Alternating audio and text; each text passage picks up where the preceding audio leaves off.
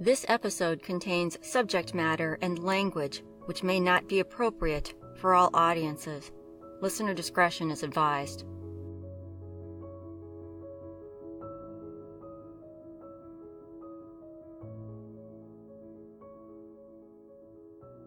Hello everyone, welcome back to Case Acquaint. You have found episode 22. Quick update for you on Peyton Fields. We were contacted by some listeners who are Pender County locals, and they wanted to make sure that you all know that there's an upcoming candlelight vigil for Peyton on April 28th, 2018 at 7 p.m. Meet at the Pender County Courthouse. If you're living in that area, please consider stopping by and expressing your support for their efforts to honor Peyton's young life and demand justice for her suffering and for her senseless murder.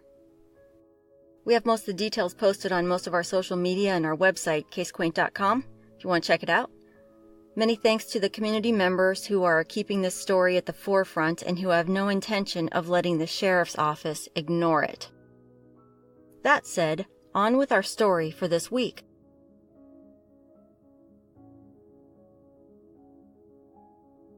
We chose to schedule production of this episode for this week because it was on April 27th, 1980, that 14-year-old Lorene Ann Rahn was found to have disappeared from her Manchester, New Hampshire home, and there have never been any validated sightings of her since.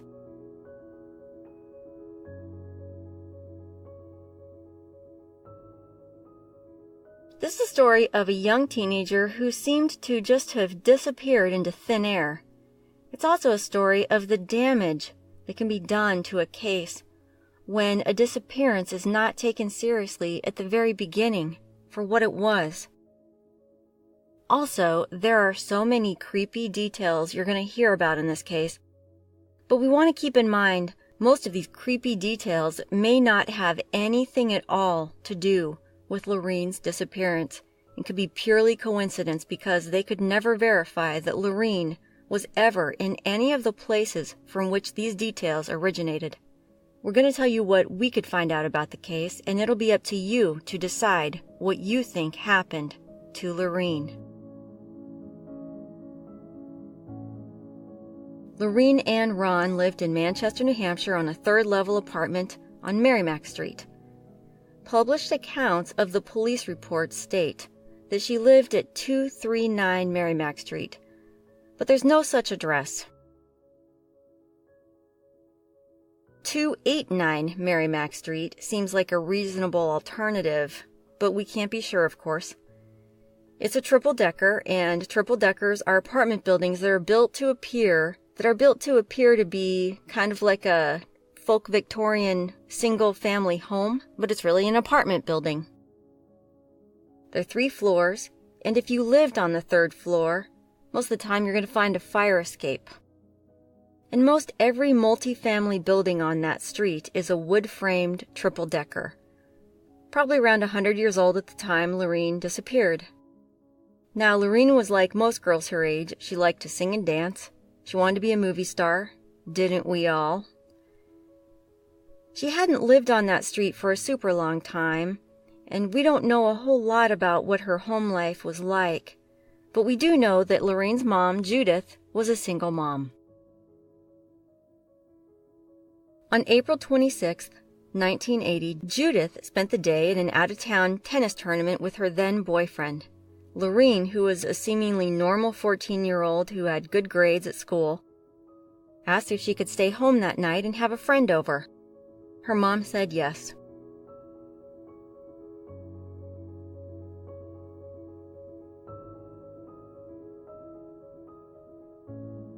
So Judith spent the day out of town at the tennis tournament, and she arrived home at about 1:15 a.m.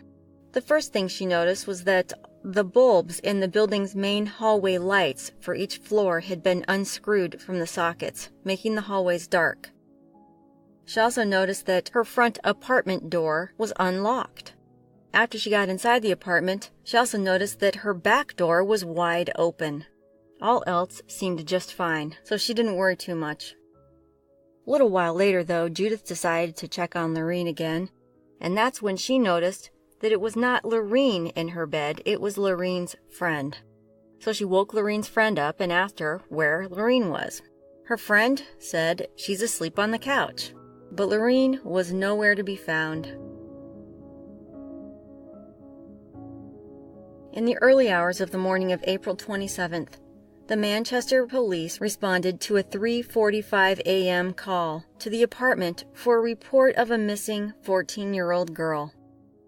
The initial police investigation revealed that there were no signs of a struggle in the apartment, and they concluded that Lorene may have just left the apartment willingly with the intent of returning momentarily or even the next day, as she didn't take any clothing, money, or personal items with her. Lorene Ron has not been seen or heard from since.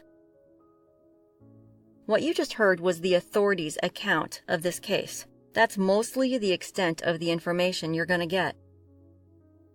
And this is where we start to have differing accounts that contain many more details and some different details, but none of these can be verified unless the police decide to put out a different statement. So as you heard, Mom leaves, Lorene gets her friend over there. It's been said that they went over to a little corner store, which is only about 2 houses down and across the street. This was a place the neighborhood kids often hung out at, and Lorene apparently worked there at times, helping to restock items, including beer and wine. They met up with some guys at the store. One was 18, one was 21. Some say there was only one male friend, and he's referred to as a boy. Either way, they all spent the evening at the apartment drinking beer and wine. The account from the one boy who claimed to have been in the apartment was that they heard noises in the hallway at some point, and so he decided to leave, thinking it was Lorene's mom. He said he snuck out the back door, and he also made sure to tell authorities that he heard the door lock behind him as he left. Turned out not to be Lorene's mom coming home. Lorene and her friend were now alone in the apartment together. After a while, they decided to go to bed. Lorene told her friend that she could take Lorene's own bed, and Lorene took a blanket and a pillow out to the living room for the couch. When Judith got home and after a while figured out Lorene wasn't there and woke the friend up, the friend admitted that they had been drinking. Judith began making phone calls and ended up calling the police not long thereafter. According to Judith and other family members, the police weren't all that worried about Lorene. They'd seen this a million times. They thought she must have been a runaway and she'd be home soon, even though Lorene had not taken anything with her, not even the shoes she'd been wearing that day. She left all the money she had and everything else she would have taken with her if she'd intended to leave the house for any reason. So the investigation got off to a leisurely start, like most of them did and still do when a 14-year-old has been drinking and having friends over while the parents are away. But soon it became clear that Lorene was truly missing and that something must have happened to her. She wasn't all that rebellious. She hadn't run away before. There's nothing anywhere saying that she'd ever expressed an interest in doing so. She might have had some boys over, but being only 14 and inebriated, it just doesn't seem realistic that Lorene decided that she was just going to run away, just walk out the door with no shoes on, no money, and no purse. But that's what the police thought. The boy that is in all the reports, who is unnamed, was apparently cleared. It is said that he committed suicide at some point later on. Might that have anything to do with Lorene? Would an 18-year-old and 21-year-old be capable of luring a 14-year-old girl away from her apartment and effecting her total disappearance? If not them, who? Turns out there are all sorts of theories on what happened to Lorene. First off, a person who claims to be a former friend of Lorene's said that a sex offender lived in the apartment beneath Lorene and Judy, and that he had ingratiated himself to them somehow. We don't hear anything from police about whether or not they did a door-to-door sweep of the area, and if so, how deeply they questioned this sex offender. There is information that he did say that he heard voices that night, just as the boy had, but the police never seemed to seriously consider him for some reason. Also, it was well known that something strange was going on in the area lately, and it didn't stop with Lorraine's disappearance. Other women and girls had been murdered and had gone missing as well, and we'll touch on that just a little bit later on. So Judith was sort of left to just wait for Lorraine to come back. After a period of several weeks, police decided that Lorraine must have stepped outside the apartment to meet or speak with someone briefly, intending to come back, but at some point must have met with foul play. There was no news on Lorraine until Judith received her October phone bill, and on it she noticed some odd charges. 3 calls had been made and charged to her account. 2 calls were from one Santa Monica motel to another Santa Ana motel.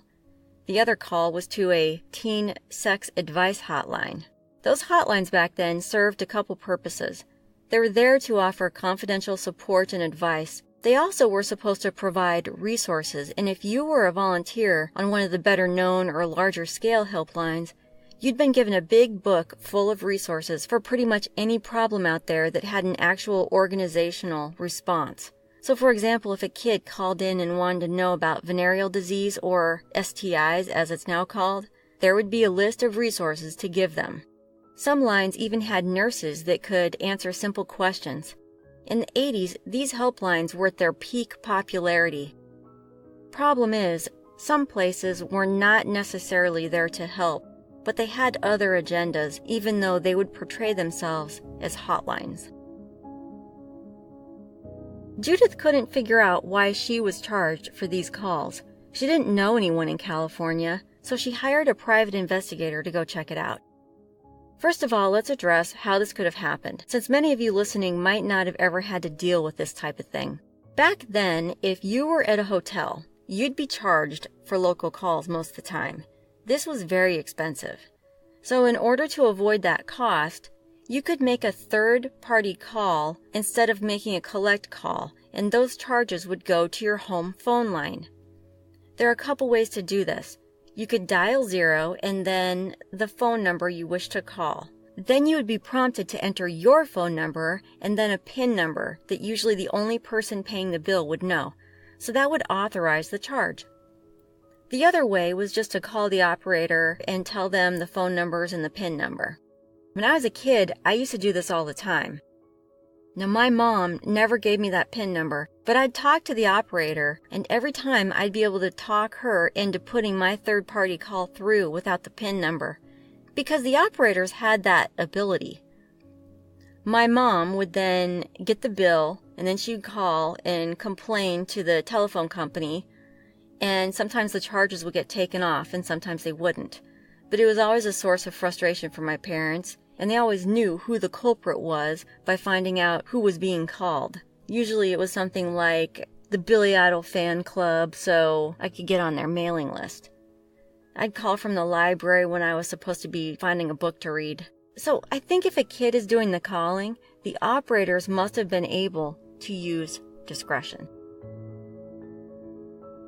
The private investigator went out there, he found the motels, he found the people behind the hotline, and he tried to find out what he could about whether or not Lorraine had been there. He reported that the helpline was supposedly dedicated to adolescent sexual questions and was operated by someone claiming to be a plastic surgeon and whose name had not been released. This, to me, is the most bizarre part of the story. Now, I know we're dealing with California here, but why was a plastic surgeon having teenagers call him with their questions about sex? To top it off, he also had runaway girls coming to his house. Not sure if they were staying there or not, but later on it said he came out with the story that one of these teenage runaway girls who was around at the time had been from New Hampshire, and she was with an older lady. When they left his house, they planned on going to New York. Then he mentioned a well-known porn actress, saying she would probably know this girl. It was reported that this plastic surgeon produced child porn from his home, but he has since disappeared. This stuff, like someone's name, address, business name, and his criminal record, would have been so easy to verify, but it appears that this was never done. Why? Later on, Those motels were supposedly found to have been used to create some child porn by a person calling himself Dr. Z. That's all we know. There's no record we can find of a child porn producing Dr. Z anywhere. Although I'm not going to say there must not have been one, we just don't know. The other thing that happened to Judith was that she said she was getting mysterious phone calls. According to her, the phone would ring at 3:45 a.m. on a regular basis. They'd answer the call, but the caller wouldn't say anything, and then the caller would hang up. Happened every Christmas for years, she said. Another odd phone-related detail was that a person named Roger Murray, who had been friends with Lorene, received a call as well. 6 years after her disappearance, he says his mom answered a call from a lady who said she was either Lorene or her name could have been Lori, and she said she was Roger's ex-girlfriend. Judith has determined that this is evidence that Lorene was kidnapped or convinced by someone to run away and be used for prostitution or child porn, basically trafficked. She believes that Lorene made those calls in California and that Lorene is alive. There's a lot of talk about human trafficking lately. We talked about it on our last episode, and we can't say whether or not Lorene was kidnapped or put into human trafficking. I will say that it's rare that a 14-year-old would be kidnapped and taken over 3,000 miles away just to turn her into a prostitute. Why would someone have to resort to that when they could just do the same thing out in California? Maybe they worked their way to California. I don't know. But what I do know is that most of the time when children are kidnapped and they just disappear without any warning signs to speak of, chances are they've met with foul play of a more violent and permanent nature.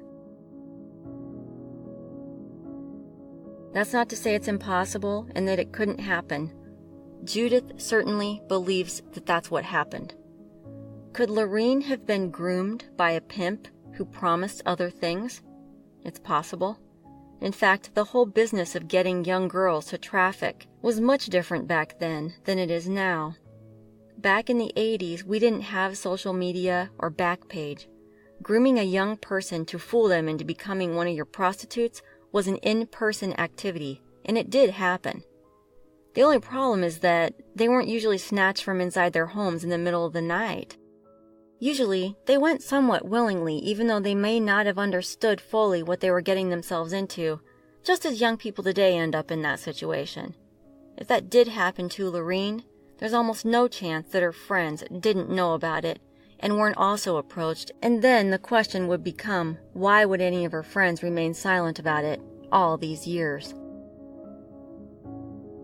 But if we allow ourselves, just for a few minutes, to go down that rabbit hole for Judith, let's put into perspective in terms of what did that lifestyle look like in the late 70s and early 80s? Well, Lorene would have been put to work immediately. She'd also have been given drugs as well, most likely crack, since that was largely the most popular drug for prostitutes at the time. And Lorene would have been working those streets. In the 80s, the business of prostitution was much different than today. It was the way to sell sex to strangers. Like I said, no social media, no Backpage, no websites. Prostitutes and pimps who traveled, and many did, used what they called tracks. These were well-known swaths of city blocks that prostitutes would walk back and forth. Every so often, the cops would come in and perform stings or sweeps, making a bunch of arrests, and then it was at that point it would be time to move on to a different city with a different track. To this day, every major city still has a track, but they're nowhere near as crowded with street-walking prostitutes as before the digital age. I can kind of illustrate what it might have looked like from, I guess, my own perspective. I wasn't a prostitute, but I had a really small window to glimpse what that life was like, at least for a few hours a day. This is a long time ago when I was a college freshman. I got a job at a 24-hour Winchell's donut shop, which was right around the corner from my crappy apartment and in a seedy area of the city.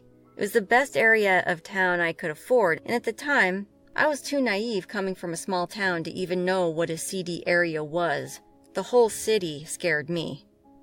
But there I was working the swing shift every night at Winchell's, and it took about a month before I figured out that almost all my customers were pimps and prostitutes. It was the perfect location because it was right on the corner of a main road, and the intersecting street was dark with several abandoned properties. I started to notice a pattern. The pimp sat in a booth, keeping a sharp eye out the window. A car would pull up, prostitute would get in, it would drive off. Not long after that, the car would pull up again, the prostitute would get out and walk straight into the shop, hand her money to the pimp, and go right back to the corner. And they did this for hours and hours, my entire shift. Sometimes the pimp would have to conduct some sort of business, so he'd have to leave. I don't know what kind of business it was. And I started getting to know some of the prostitutes. Most of them were interested in nothing other than what was going on right then and there. They were waiting for more drugs. They had no idea, nor did they care, what tomorrow was going to bring. There was one prostitute, though. She was very personable. She seemed like a really smart woman, and didn't appear to be addicted to drugs like the rest.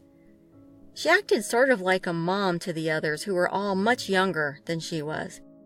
In addition to turning tricks, she appeared to be the person who would kind of train a new girl on what to do. The pimp hardly spoke to any of the girls himself unless he was barking out an order or throwing out some insult that would produce a self-satisfied chuckle. I asked this lady, "Why do you do this for a living?" She told me matter-of-factly, "Look at my teeth. How am I going to get a decent-paying job?" Her teeth did not seem that bad to me. She told me she was working at another job she always had, and she was at the time serving tables at JB's Big Boy. It was a restaurant downtown that was attached to one of the touristy hotels. "There's good money there," she said. "You should try it. I know you're only making minimum wage here." That I could not deny. But over time I found out that she ran away when she was 12 years old, and she was immediately put to work by a man, this man, who was the Winchell's Donuts pimp. He had met her while she was hanging out at a bus stop talking to her friends, and after a few days he had singled her out, asking her if she wanted to be a star. She, of course, told him she did. He told her he was a movie producer, but he was leaving town that night, so she left with him. When I heard this, I was astonished. "That must have been 30 years ago," I said. "What did your mom and dad say?" She snorted. "Yes, it was almost 30 years ago. I was bouncing around from one foster home to another. I didn't have a mom and dad by the time I was 12. She said, "Now I have kids I'm trying to get back. I need to make enough money to get myself a place, get my teeth fixed, and get a good job, so I can show them that I can take care of my kids." She had 5 kids living in foster care or group homes in 3 different states. She didn't know who any of the fathers were except for the oldest kid, who belonged to the pimp. She told me, "I need to get my shit together. I'm working with a girl right now who's younger than a couple of my daughters. I wonder what's going to happen to them if I don't make sure they stay out of this mess." The girls on the Winchell's corner acted much older than they actually were. Maybe I should have said something to one of the many cops who regularly stopped in for coffee. But I figured, why?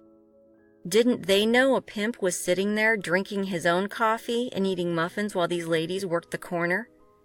They could have easily asked any one of those ladies for ID, but they never did, not once in front of me. But the last thing my new friend ever said to me was, "You stay in school and stay away from drugs so you don't wind up like me. Keep those pretty teeth." The next night, there was no pimp and no girls.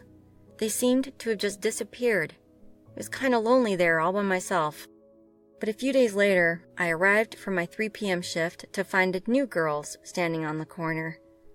As I walked in, I noticed there was also a man sitting at a booth, sipping coffee and keeping an eye out the window.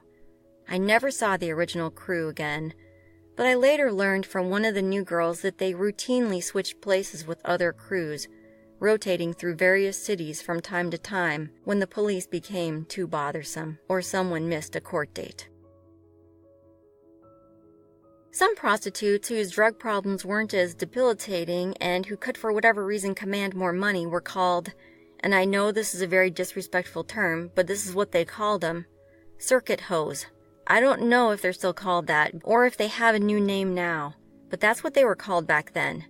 They didn't so much move due to common street police sweeps, it was more like they followed high attendance events, like championship sports games or large trade conventions that would attract businessmen from all over the country or the world. These women would usually place newspaper ads for escorts, or they would get themselves under the umbrella of a local escort service. Either way, the prostitutes in the 80s at the time Lorene disappeared were commonly in transit unless they had necessary resources concentrated in one area.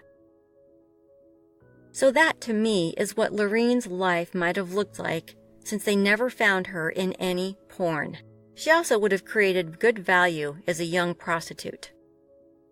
Police believe that after Lorene's friend went to sleep, Lorene slipped out to speak with or see someone, and that encounter caused Lorene to meet a violent end, and that her body has not been found.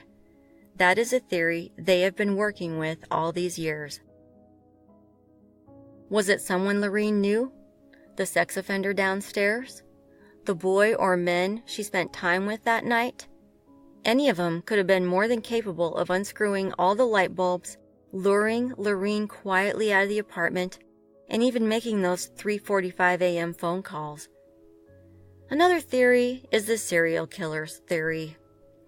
There are many other unsolved disappearances and murders that took place around the time that Lorene went missing. Many of the victims were eerily similar in appearance to Lorene, and many of those events happened in close proximity to Lorene's apartment. Also brought up has been the nearby Connecticut River Valley killer, who has never been definitively identified. The killings started in the late 70s and ended in the late 80s. Then there was Terry Rasmussen, whose career has not been fully pieced together, but appears to have been a prolific killer of people with whom he had relationships.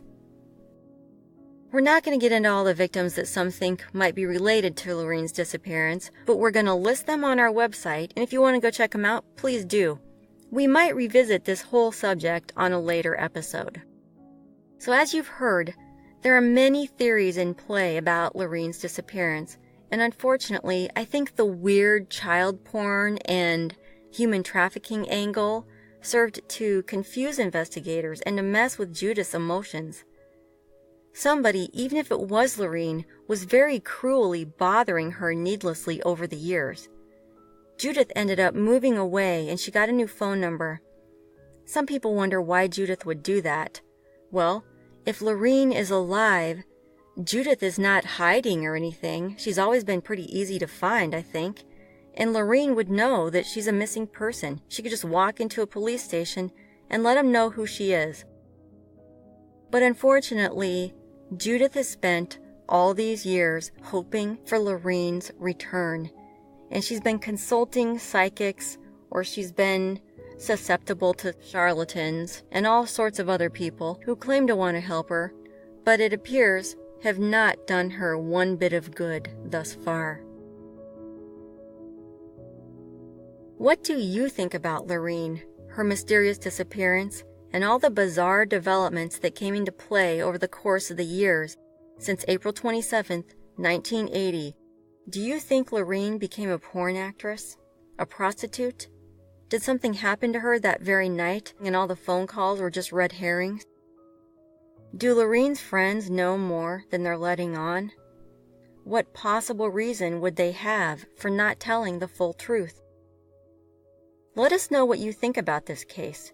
If you visit Lorene's blog post at caseacquaint.com, we're going to be posting pictures of the apartment building we think Lorene lived in, the store we think she'd been hanging out at, and also some old newspaper clippings that might give you a sense of what you'd see if you were a teen or anyone looking for a helpline during the heyday of the crisis hotline.